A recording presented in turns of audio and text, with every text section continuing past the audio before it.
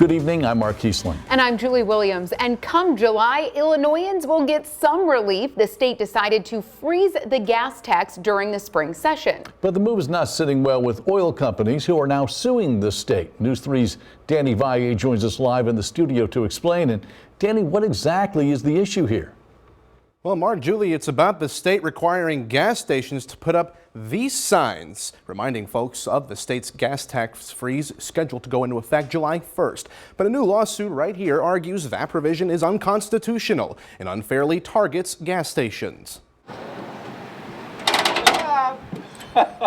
All she wrote. At nearly $4.50 a gallon, gas at Pittsburgh Convenience Center is 10 cents cheaper than the national average and almost 50 cents cheaper than Illinois' average. Nervous, scared, makes me feel real bad for the consumer. But it hasn't been easy for owner Michael Berry, who has to navigate through a gas crisis, an employee shortage, and now potential fines from the state. The new state budget freezes the gas and grocery tax beginning July 1st, but a provision requires gas stations to put up signs like these. Those that don't face fines of up to $500 per day.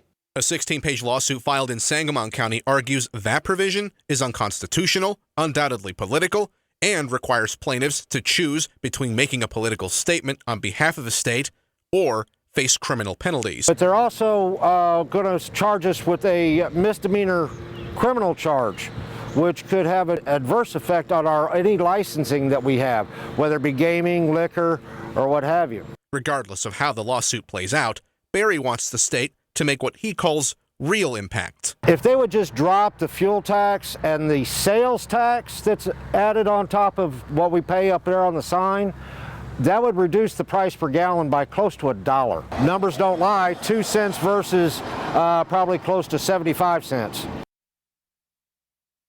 And this suit was filed last week by the Illinois Fuel and Retailers Association and 2 Illinois oil companies. Berry says businesses have to pay for these signs without any funds from the state, and he's also worried about costs to replace or clean the signs if they're damaged. Live in the studio, Danny Valle, News 3.